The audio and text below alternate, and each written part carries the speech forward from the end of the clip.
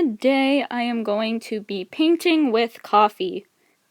Now, I haven't actually done any videos with painting in a while on my channel.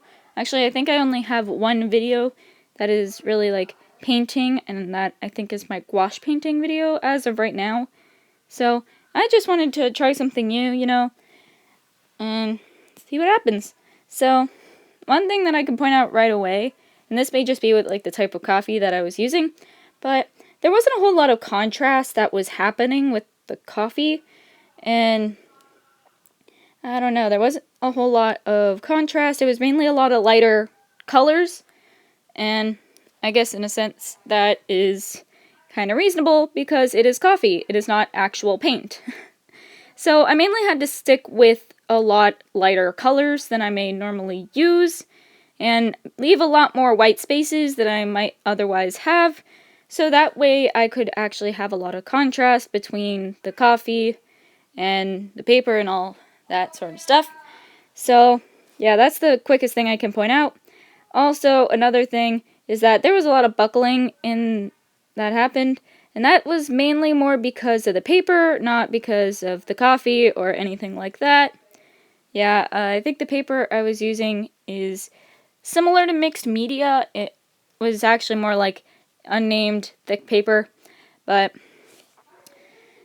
yeah, it wasn't really designed to hold coffee. I don't think any paper actually is, but yeah, that's something I should probably point out before getting into any details about this.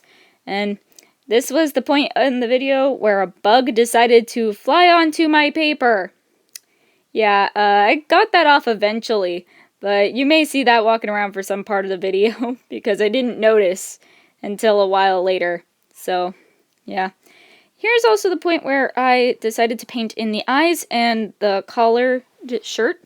Now, the collared shirt, I was really hoping it just was obvious that there was a collared shirt there, because I kind of kept some of the sketch in my painting.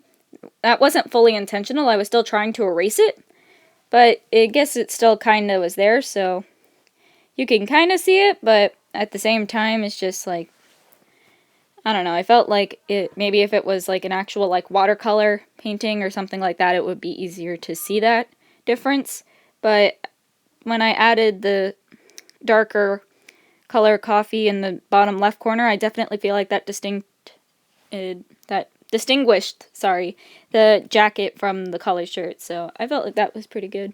And here I'm just adding more darker color, or at least as dark as I can do with coffee, to the hair. And the hair, I feel like I actually did a pretty good job on. The bangs, maybe not as much, but definitely like the rest of the hair, I feel like it definitely showed some contrast there, which I really wanted, because it was kind of hard to get contrast with coffee, as I mentioned previously. And here I accidentally spilled some coffee onto the painting, but that didn't affect it too much. And the tie, I was trying to add some stripes because I actually was using a reference, and the reference had the tie, and I felt like that was good to include.